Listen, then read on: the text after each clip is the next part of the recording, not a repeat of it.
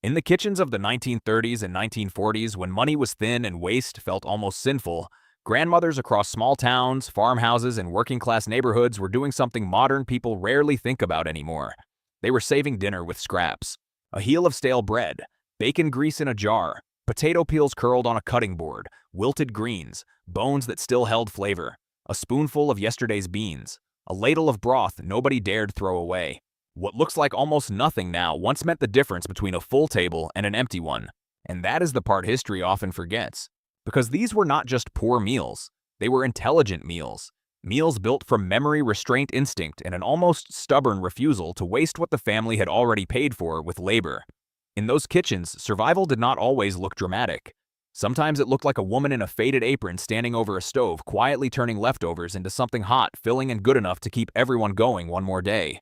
Some of these dishes were soft and comforting. Some were rough, salty, and plain. Some were born from gardens, some from slaughter days, and some from the simple fact that throwing food away was unthinkable. In this countdown, we are going back to 20 old-fashioned scrap meals grandmothers made when nothing could be wasted. Along the way, you will see how stale bread became supper, how drippings became flavor, how peels and bones and bits of yesterday could be stretched into meals that fed entire families. And by the time we reach the end, you may start to wonder whether the poorest kitchens of the past understood food better than we do now. Before we get to the top of this list, consider what is waiting ahead. We will see bread so old and dry it had to be soaked back into usefulness. We will see pans seasoned not with expensive ingredients, but with saved fat and whatever the garden had left. We will see meals built from rice that had gone cold, vegetables that had gone limp, and broth that had already done one job but still had more to give. Some of these dishes sound humble to the point of invisibility. Others sound so strange that modern kitchens would barely recognize them as recipes at all. And yet many of them carried entire households through winters, layoffs, bad harvests, and the long stretch between one payday and the next. A few of these meals have even come back in disguise. Today, restaurants call this resourceful cooking, zero-waste cooking, heritage food, rustic comfort. But in your grandmother's kitchen, it was not a trend. It was simply how you kept people fed. And the higher we climb in this countdown, the clearer one truth becomes: some of the most overlooked meals in history were also some of the smartest. If stories like this matter to you, stories hidden inside old kitchens, forgotten meals, and the food traditions hard times forced people to invent, make sure to subscribe. This channel is about more than recipes. It is about memory, resilience, and the everyday ingenuity that helped ordinary families survive. Because sometimes the smallest meals carry the biggest history.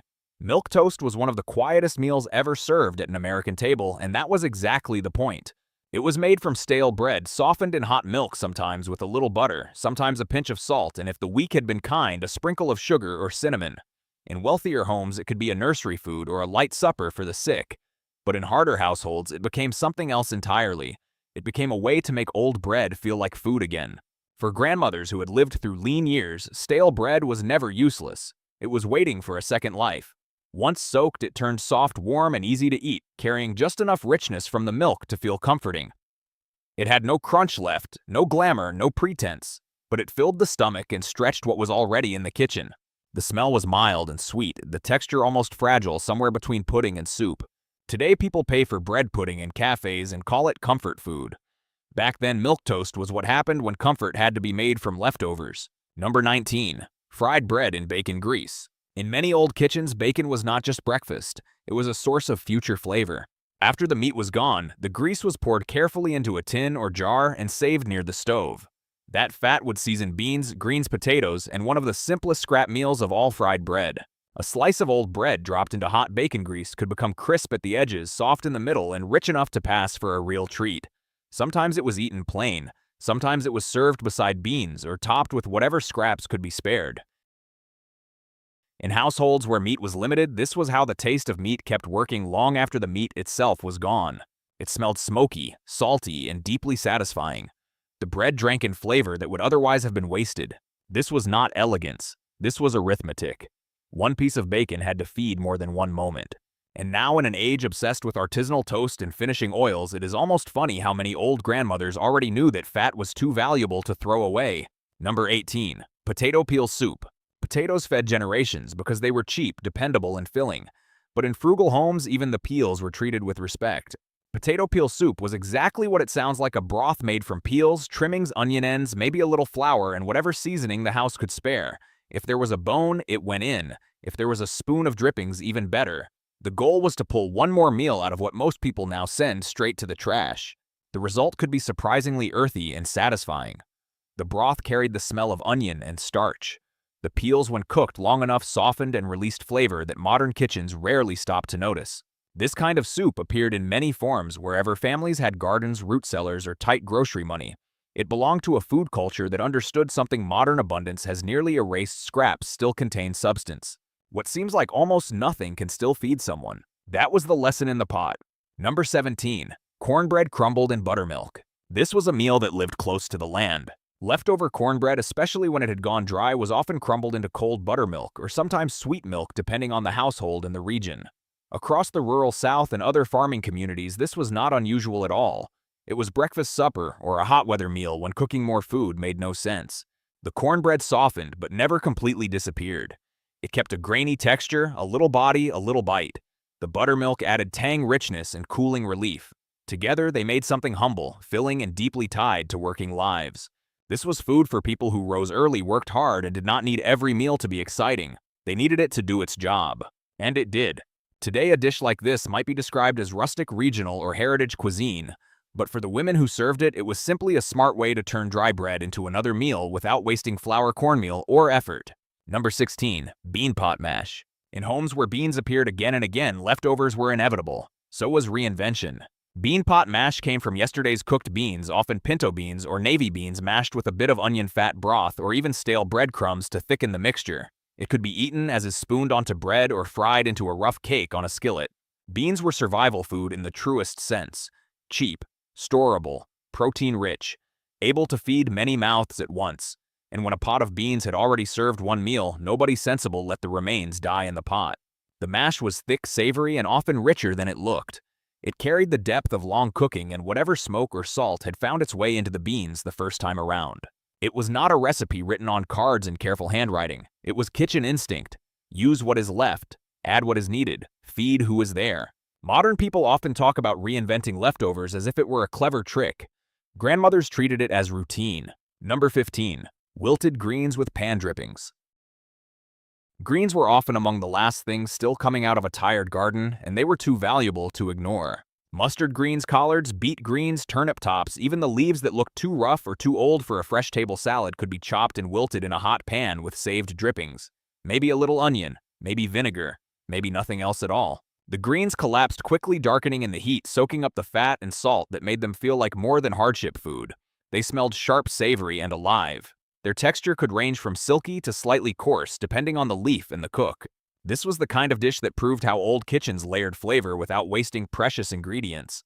A spoon of drippings could turn a bowl of leaves into something satisfying enough to stand beside cornbread and call it supper. Today, restaurants sell braised greens as a side dish with heritage appeal. Back then, they were one more example of how the poorest kitchens could make survival taste almost dignified. Number 14. Rice cakes from yesterday's pot. Fresh rice was good. Leftover rice was useful. When a pot of rice sat overnight, it lost softness and became easier to shape. Grandmothers knew that meant it could be mixed with a little flour and egg, if available, chopped onion, or tiny bits of leftover meat, and then pressed into cakes for frying. These rice cakes were practical in every possible way. They used leftovers. They created texture. They made a small amount of food feel new. Crisp on the outside and tender within, they turned plain starch into something that felt intentional. The sound mattered too. The faint sizzle in the skillet, the browned crust, the smell of onion and toasted grain rising from the pan. That transformation was important. In hard times, a meal did not just need to exist. It needed to feel different enough from yesterday that the family would eat it gladly. And that is what old kitchen wisdom understood so well. Survival becomes easier when repetition can be disguised. Number 13. Onion gravy over stale bread. There are few better examples of making almost nothing feel like supper than onion gravy. A couple of onions sliced thin and cooked slowly in fat could become the base for a rich brown gravy with flour and water or broth. Poured over stale bread, biscuits, or toast, it turned scraps into a hot meal that felt bigger than its ingredients. This dish belonged to households where flavor had to stand in for abundance. Onions were cheap. Flour was cheap. Bread too old for slicing neatly could still hold gravy. The result was soft, savory, and deeply warming. The smell alone could fill a kitchen with the illusion of more than was really there. Sweet onion, browned flour, a little salt, maybe black pepper if the family kept some. It was simple food, but not dull food. And perhaps that is what surprises modern people most. These meals were frugal, yes, but they were not without pleasure. Even poverty still wanted dinner to taste like dinner. Number 12. Bone broth bread soup. A soup made from bones and old bread sounds severe, but for many families it was a familiar answer to scarcity. After a roast of ham, or even a modest chicken had already served its main purpose, the bones were boiled again, and sometimes boiled again after that. Every bit of marrow, gelatin, salt, and flavor was drawn into the pot. Then in went stale bread broken by hand to thicken the broth and make it more filling. This was economy in its purest form. Bones gave what modern nutritionists now praise: minerals, collagen, depth of flavor. Bread gave body. Together, they created a meal that was soft, rich, and sustaining in a way that did not look dramatic but mattered enormously. You could smell the long simmer before you tasted it. The broth had weight. The bread absorbed everything. Nothing about this dish was careless. It came from a worldview in which throwing away flavor was almost the same as throwing away money. And in many homes, money was already too scarce to lose. Number 11. Scrapple in bits. Long before people praised nose-to-tail cooking, rural families were already living it.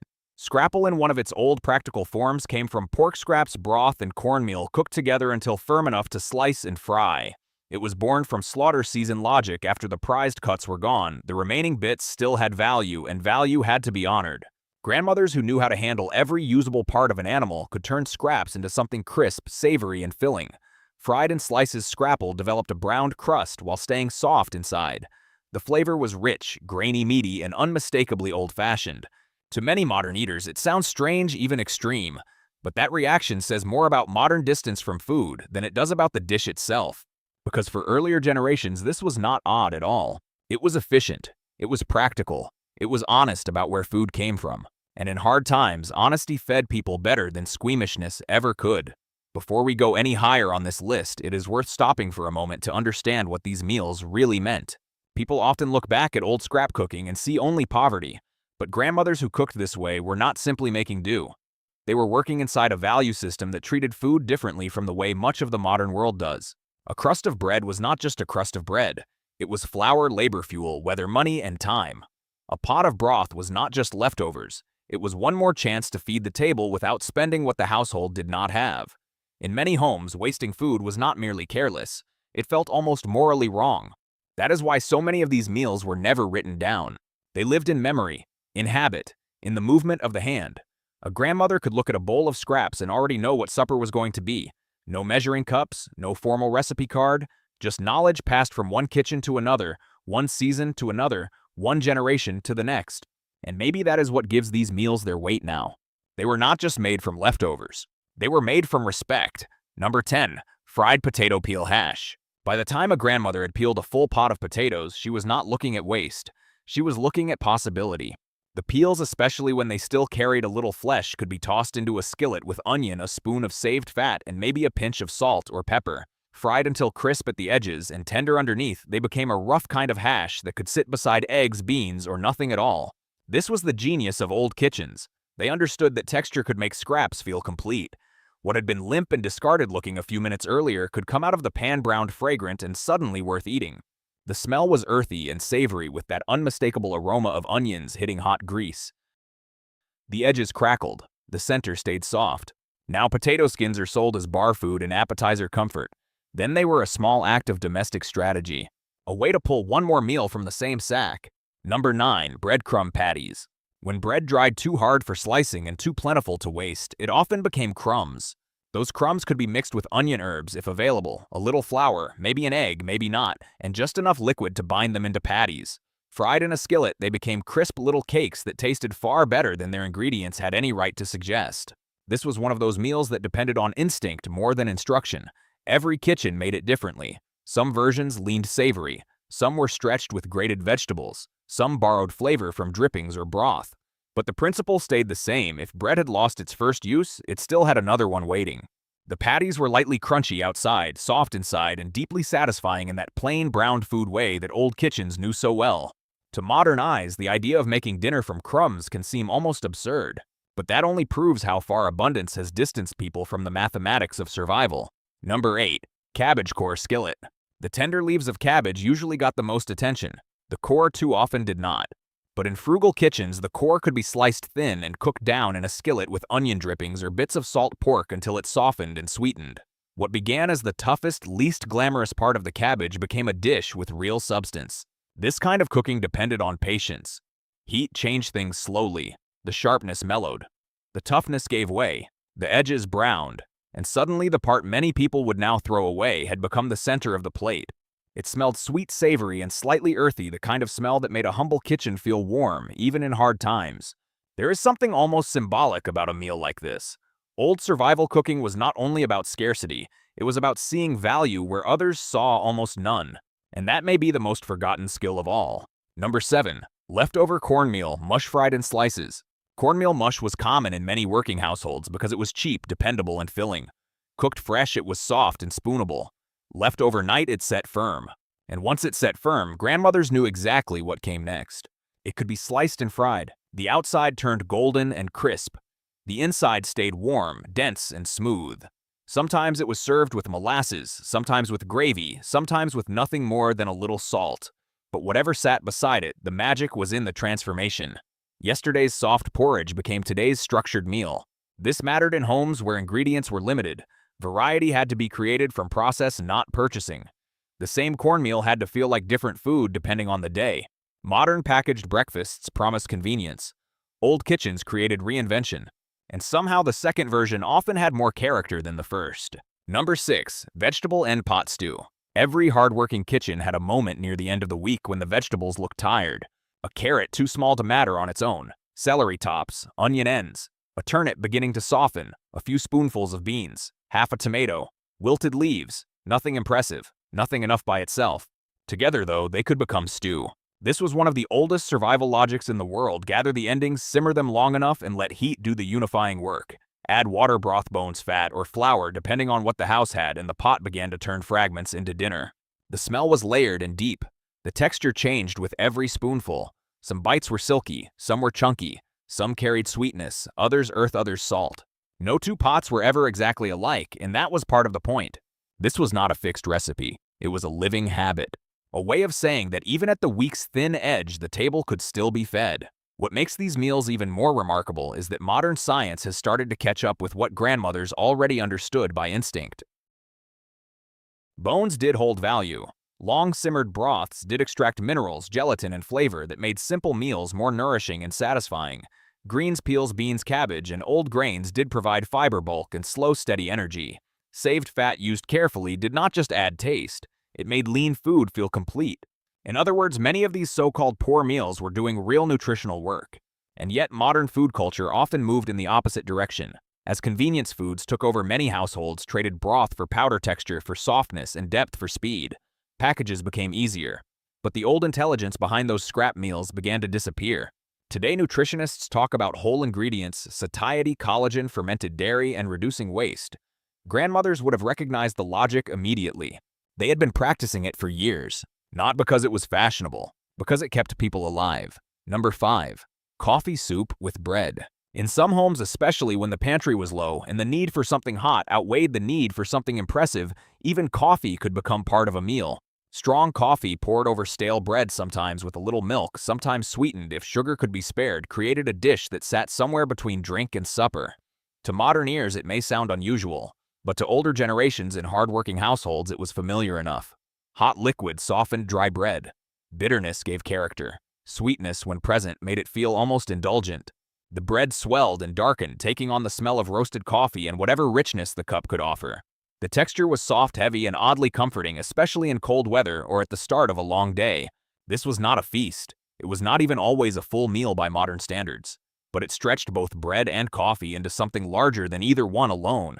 And that was often enough. Today, people spend money on coffee-soaked desserts and call them elegant. Then it was one more way to make yesterday's bread useful before hunger got there first. Number 4. Hot water cornbread. There may be no dish more honest than hot water cornbread. It came from a handful of cornmeal mixed with hot water, a little salt, and sometimes nothing else at all. Shaped by hand and fried until browned, it turned one of the cheapest staples in the kitchen into something crisp, hot, and deeply satisfying. For generations of poor Southern families and laboring households, this was not merely side food. It was emergency food, daily food, dependable food. When flour was scarce, eggs unavailable, and the pantry nearly bare cornmeal still had the power to become supper. The crust came out crackling and golden. The inside stayed dense and tender. It smelled toasted, earthy, and warm in a way that made a thin meal feel less thin. What makes a dish like this so powerful is not complexity, it is loyalty. It never asked for much and it failed very few people. Modern food culture often mistakes simplicity for lack of value. But hot water cornbread reminds us that some of the strongest foods in history were built from the humblest ingredients on earth. Number 3. Panade. Panade sounds refined now, almost European and polished. But at its heart, it was one of the great leftover meals. Bread cooked down in watermilk or broth until it softened into a thick porridge could appear in many forms across different regions and generations. Sometimes it was given to children or the sick. Sometimes it was a poor family's answer to an empty cupboard. Sometimes it was enriched with butter, onions, drippings, or an egg if luck allowed. But even in its simplest form, the logic was brilliant. Old bread still contained substance. Liquid gave it life again. Heat made it cohesive. What seemed too dry, too stale, too far gone became warm and edible once more. The texture was smooth, soft, and deeply plain, but plainness was not failure. Plainness could be mercy. Plainness could be enough to get a family through a day when there was little else to offer. And here is the irony. Today, chefs speak reverently about rustic bread soups and peasant cuisine, but for the grandmothers who made panade, this was not culinary nostalgia. It was problem-solving in an apron. Number 2. Garbage pie. The name was never flattering, but the intelligence behind it was undeniable. Garbage pie in old household terms was not made from trash. It was made from everything still usable that had no obvious place left to go. Bits of vegetables, tiny scraps of meat, leftover potatoes, a spoonful of gravy, ends of cheese. Pieces of yesterday's supper too small to serve on their own. All of it tucked into a crust or baked into a rough casserole-like pie so nothing valuable slipped away uneaten. This was a dish born from the weekly reckoning every frugal cook knew well. The refrigerator did not forgive waste. The pantry did not replenish itself by magic. If enough fragments remained, they had to be brought together before they spoiled. And when baked, those fragments often became something surprisingly good. Savory steam, soft filling, crisp edges. Richness where there had once been disorder. A meal like this carried the entire philosophy of the old kitchen in one pan: gather what remains, give it structure, and feed the people you love before the chance is gone. Modern households throw out shocking amounts of food and barely notice. Grandmothers made pie before loss had the opportunity to happen. That was not desperation alone. That was discipline. Number 1. Bread and dripping supper. At the very top of this list is perhaps the simplest meal of all and maybe the most revealing. Bread and dripping. A slice of bread spread or soaked with saved meat, drippings sometimes sprinkled with salt, sometimes eaten warm, sometimes served with onion or whatever the kitchen could spare. It sounds almost too plain to mention, yet across hard decades in humble homes, it was real food. Filling food. Necessary food. The dripping held what the roast or the pan had left behind: fat, salt-browned flavor, the essence of meat after the meat itself was gone. Spread onto bread, it became a meal for children, laborers, widows, or anyone who needed something immediate and sustaining. The taste was rich and savory. The bread softened under the warmth. The smell alone carried the memory of a better dinner already past. And maybe that is why this dish belongs at number 1. Because nothing captures the old survival kitchen more completely than this. No waste, no ornament, no illusion. Just the stubborn belief that even what remained after the main meal still mattered. That belief fed people. It fed them through shortages, long winters, uncertain wages, and years when a family's margin for error was dangerously thin. Grandmothers understood that survival was not always won through abundance. More often, it was won through attention, through thrift, through knowing that scraps were only scraps in the hands of someone who had forgotten what food was worth. And perhaps that is what these old meals still have to teach us now. Not that the past was romantic. It often was not. Not that hardship was beautiful. It rarely was. But that wisdom can live in the plainest places, in a jar of saved grease, in a heel of bread, in a pot of broth simmering one more time, in a kitchen where nothing could be wasted because too much had already been paid to earn it. These grandmothers were not just stretching meals. They were preserving households. They were protecting children from hunger with memory, instinct, and skill. And in a world now crowded with convenience packaging and food easily forgotten, their old scrap meals feel less like relics and more like warnings. Because the people we call poor sometimes understood nourishment waste and resilience better than the modern world ever learned to. That was not just cooking, that was survival.